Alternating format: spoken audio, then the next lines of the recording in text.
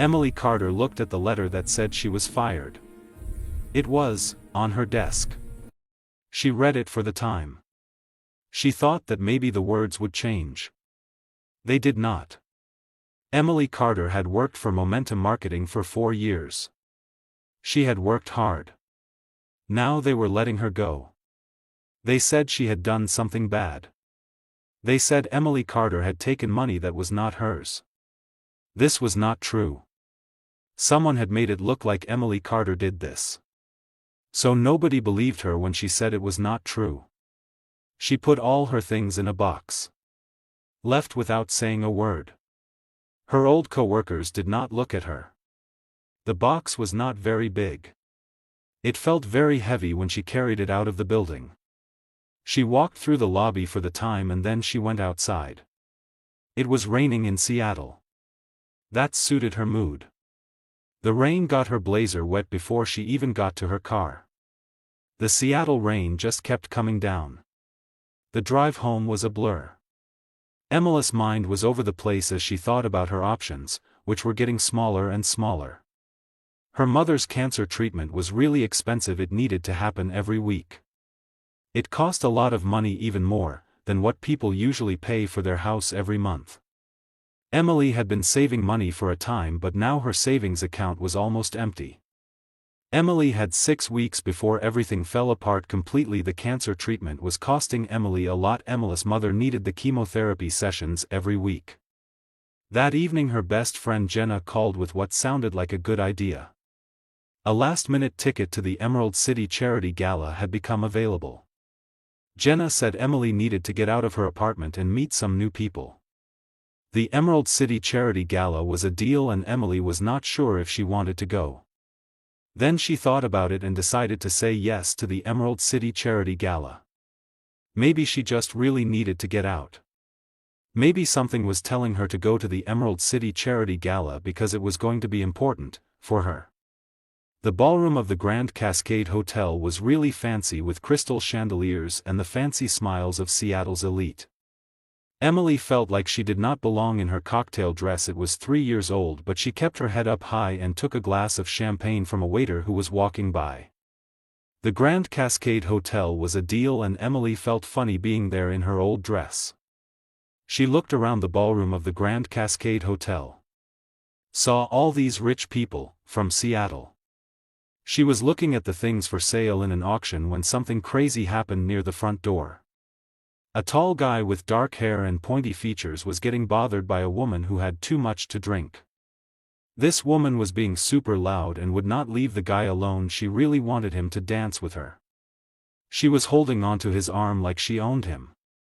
The woman's voice was so loud that everyone in the room could hear her. It was pretty embarrassing. Emily walked over to him. Put her hand on his arm. "There you are, darling. I have been looking everywhere for you," she said to him, meaning Emily was talking to the man she was, with the man whose arm Emily was holding. The man's gray eyes looked at Emily with surprise, then he quickly understood what was going on. He got out of the woman's grip and turned to face Emily. "I am sorry that I kept Emily waiting," he said to Emily. They walked away together. When they were safely across the room, he let out a breath. "Thank you for helping me out. My name is Blake Harrison." Emily knew the name away. Blake Harrison was the man who started Quantum Dynamics. This company does really cool things with technology to keep people's information safe.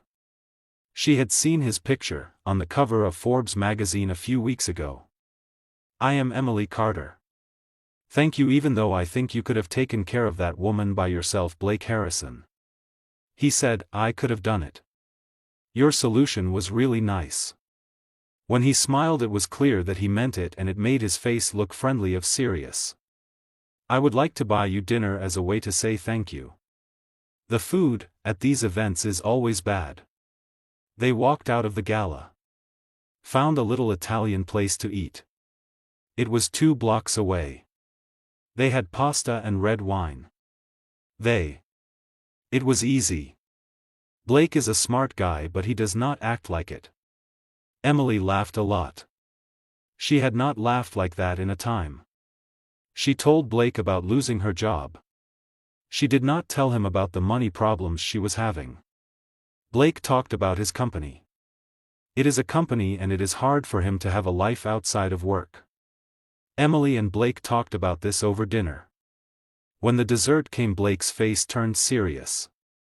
He said, "I am going to say something that's not normal and I need you to listen to what the proposal is before you say anything about the proposal."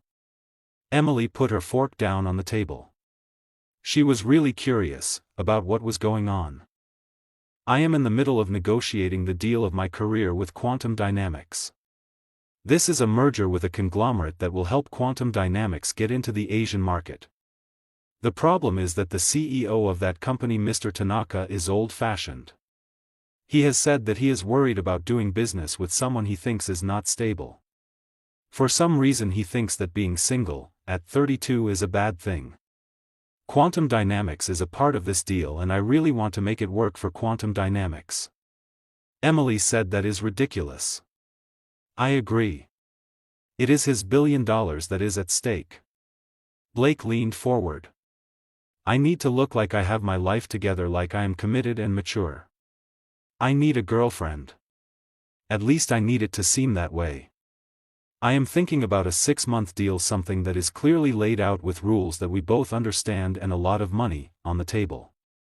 Emily's heart started beating fast. She said, "You want to give me money to act like I am your girlfriend? I have a business idea that I think you will like. I want you to go to events with me. We will take pictures together. You will come to my office sometimes. This will be good for both of us. I will give you money for doing this. The money is $200,000. You get $100,000 away. You get the rest of the money when we are done with our agreement. I think this is a deal for the business arrangement. You will be paid for going to events with me and for being seen at my office. The business arrangement is simple."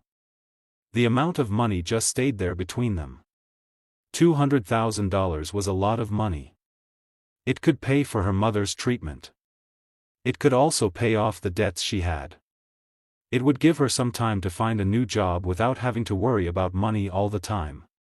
If she had to pretend that she was with Blake Harrison, that would be really tough for her.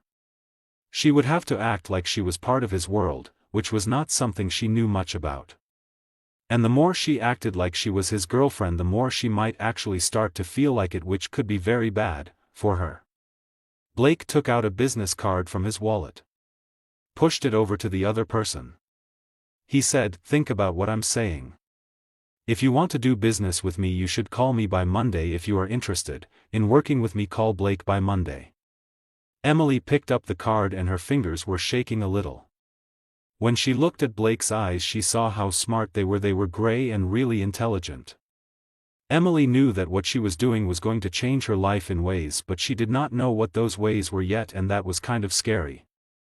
The card and what it meant were going to affect Emily's life. She was not sure what to expect from the life that was waiting for her with Blake. She called him Sunday night and said yes. The contract was signed on a Tuesday morning in Blake's penthouse office that looked out over Elliott Bay. Emily went through the contract carefully, making sure she understood what was expected of her.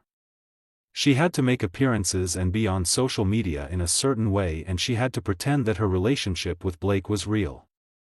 There were a lot of rules to follow. Blake and Emily would live in places and they could not have romantic feelings for anyone else while the contract was in effect. They also had to keep the reason for their relationship a secret. Emily had to remember that the contract was just about Blake and her pretending to be, and that was it. The first $100,000 showed up in Emily's account that afternoon. She used this money to pay for her mother's treatment for the 3 months. This was a deal for Emily. She felt really happy and relieved because she had been worried about her mother's treatment for a long time. The weight that had been on her shoulders for long was finally gone. Emily was paying for her mother's treatment. That made her feel much better about her mother's situation.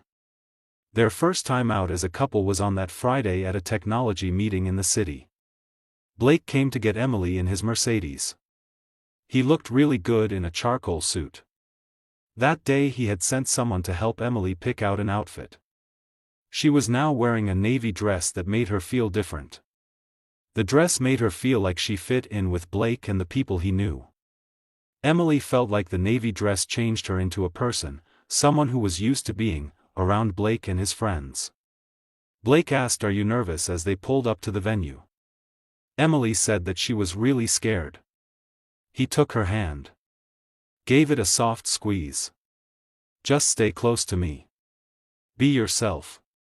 That is all you need to do when you are with the people at this thing. Just be yourself and everything will be fine. The people will like you because you are being yourself, so remember to be yourself and stay close to me." The summit was really too much to handle. There were a lot of people like executives and investors walking around. They were all standing under these screens that were showing all sorts of new technology. Blake was introducing Emily to a lot of people. She could not remember their names. She was talking to them and she was doing a great job of pretending to be someone she is not. When Blake put his arm around her or touched her back, Emily told herself that it was all part of the show, that she was just acting. The summit was an event and Emily was playing her role. Blake and Emily were putting on a performance and people were buying it. The technology on the screens was amazing. Emily was more focused on what Blake was doing. She kept telling herself that it was all just acting, that Blake was just playing his part. Her heart just did not get it. It did not know the difference between what was real and what was not. Her heart did not care about the difference. The difference was lost on her heart. The next few weeks were really nice. They had dinner together 2 times a week. They also went to events every weekend. Blake was a person to be around. He had a sense of humor, but it was the kind that was a little quiet and smart. He really wanted to know what she thought about things. Blake was also very careful to remember the rules they had made for their relationship at work. He never did anything that would make her feel uncomfortable. Blake was company and she liked spending time with him. The weeks just fell into a routine with Blake. Emily was really excited about spending time with them. She looked forward to it a lot. In fact, Emily thought she was looking forward to their time together more than she really should be. Emily felt like she was getting a little too excited about being with them. Cassandra Valentine showed up then. It was Wednesday evening and we were at a dinner for investors. That is when Blake's face became still. I looked to see what he was staring at. That is when I saw her. She was a woman with long red hair and green eyes. She had just walked in. She was wearing a dress that was really expensive. The dress probably cost more than my car. This woman walked into the room like she was in charge of everything. She seemed to own the place. The woman with the hair and green eyes was really something. That is a person, Emily whispered to herself. Who is that person standing there? Emily wondered. Blake's jaw got really tight. Cassandra. She is my ex-girlfriend. I had no idea Cassandra would be here, at this place. Cassandra saw them away. Her eyes got smaller as she looked at Emily standing close to Blake. Cassandra walked over to them, moving smoothly and quietly. She was smiling. It was a sharp smile, like the edge of a piece of broken glass. Cassandra's smile was sharp as she looked at Emily and Blake. "Blake, dear. It has been a long time."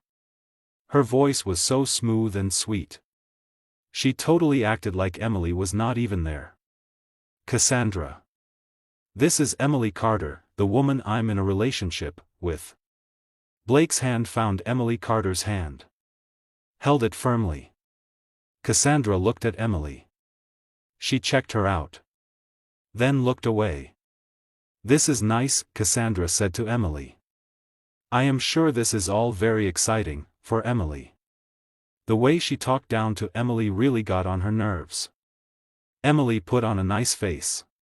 "It definitely makes life more fun," Emily said, trying to be polite. The condescension in her tone still made Emily's blood boil. She kept on smiling. Cassandra was sure that it does. She turned her attention back to Blake touching his arm in a way that felt very natural. "We need to talk about the Berkshire deal. It would be an idea to do this over drinks tomorrow at some point.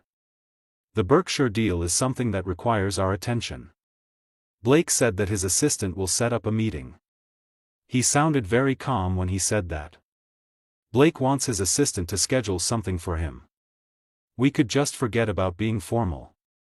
You know where I live." Cassandra gave a personal smile, the kind that says we have been through a lot together. Some things are better talked about when we're alone. Emily felt something inside her.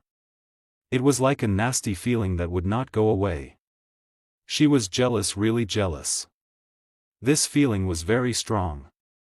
It made her feel sick. Emily knew she should not feel this way. The thing with Blake was not real, it was something they did for work. But when she saw Cassandra touch Blake's arm and how comfortable they were with each other, Emily felt like she was going to yell. Seeing Cassandra and Blake together like that made Emily think about them being, and it made her feel even worse. Emily was jealous of Cassandra. The way she was with Blake. Cassandra finally went away. She left behind a cloud of really expensive perfume that smelled very nice. The perfume was around the place where Cassandra had been standing, and you could still smell it after she was gone. Cassandra had been wearing this perfume. Now it reminded everyone of her. Blake said that in a voice. The woman has a way of making things awkward. Blake thinks that she is really good at making situations uncomfortable. Emily could not stop herself from asking how long they were together with each other. She really wanted to know about their time. Emily was curious about the people who were together. It has been 3 years. The relationship ended badly about 8 months ago. The relationship with this person was not good at the end. The relationship ended badly about 8 months ago. Is she aware of the merger deal that is taking place? The merger deal is something that has been talked about a lot. It is important for her to know about the merger deal. Blake nodded. She is a venture capitalist. She knows everything about every person in the industry of venture capitalism, particularly the people that the venture capitalist does business with the venture capitalist. Over the 2 weeks, Cassandra was everywhere. She went to every event. You know what really got to Emily? Cassandra always made sure to stand near Blake. She would touch his arm. Lean in close to whisper something in his ear. Emily saw the way they were together. It made her feel frustrated. She did not like how comfortable Cassandra was with Blake. They would joke around and Emily would not understand what they were talking about. Cassandra and Blake had jokes that Emily was not a part of. This made Emily feel left out. She did not like it one bit. She watched Cassandra and Blake with growing frustration, feeling unhappy about how they seemed to be. The worst moment for Emily was at a gallery opening. She had gone to the restroom. When she came back, she saw Blake and Cassandra standing on the balcony. They were really close, talking to each other. Cassandra had her hand on Blake's chest. She was looking up at him with a lot of feeling. It was like she really wanted to be with him. This made Emily feel very bad inside. She felt a pain in her heart when she saw the way Cassandra was looking at Blake. Emily saw Blake and Cassandra together. It hurt her.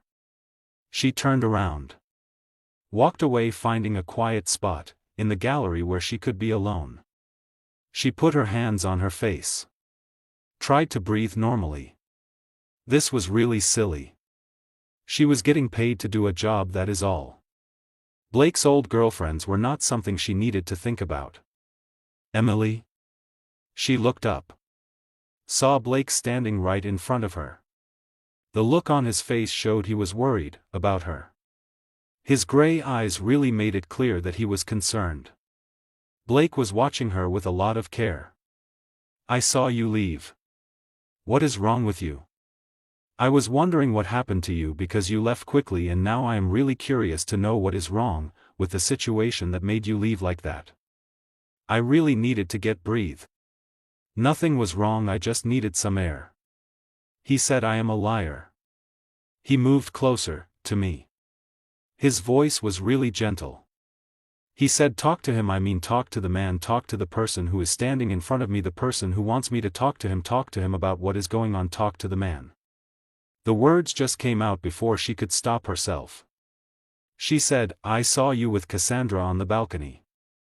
You looked like you were meant to be with Cassandra, like I am someone you are with, for now until you and Cassandra work out whatever it is that you and Cassandra need to work out. Blake's face changed to look surprised, then he understood. There is nothing going on between Cassandra and me, he said. Not anymore, Blake added, talking about Cassandra and him. She is a woman and she is very successful and she comes from your world. I am someone that you are paying to pretend to be something I am not. Emily, look at me, Blake said as he cupped her face gently.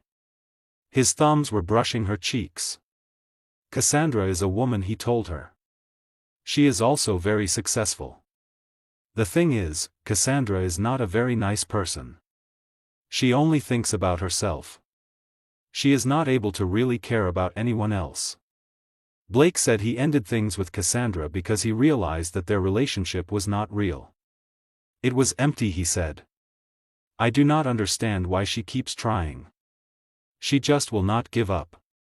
The woman keeps trying and trying. I wonder what makes her keep trying like that. Maybe she really wants something.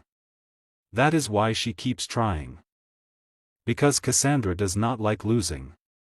She sees you as someone she needs to beat. Blake's eyes looked into hers. This thing between us, it is not an act for me anymore. I am talking about this arrangement, it has become something for me. Between the times we had to smile and the times we had to pretend to be something we are not, I started actually falling for you. This thing between us, it has become real for me. I think that is what Cassandra does not get. She does not understand that there is no competition when it comes to this thing between us, this arrangement. Emily's breath caught. Blake, the contract is really important, she said slowly. We need to talk about the contract and what it means for us, I mean for the project and, for Blake and the contract itself. He said that the contract does not matter to him. His voice was very strong now. He said that he cares about her. The way she laughs when he tells jokes is something he likes. He also likes it when she talks about her mother and her face lights up. He likes the way she's nice to everyone she meets, no matter who they are. She is a person in a world where a lot of people are not genuine. The way she is something that he really likes. He has fallen in love with her completely. He loves the fact that she's a kind person and that she always tries to be nice to people like the CEOs, at work, and the people who park cars. He loves her for who she's, and that is why he has fallen in love with her. Tears started to well up in Emily's eyes. She said, I thought I was the one who felt this way. I have to admit it has been really hard for me to watch you and Cassandra together. I feel jealous. That is a terrible feeling. I know I have no right to feel jealous of Cassandra and the time she gets to spend with you. Blake pulled her close, his forehead resting against hers. You have every right, he said. I am sorry that I did not say this sooner. I was afraid of making things complicated, of making the woman I care about feel uncomfortable. Blake wanted to be honest with her, so he told her how he felt. You have every right to know the truth, Blake said to the woman he loved. So what are we going to do with this situation? We need to think about what to do with the things that are happening. What are our options with this?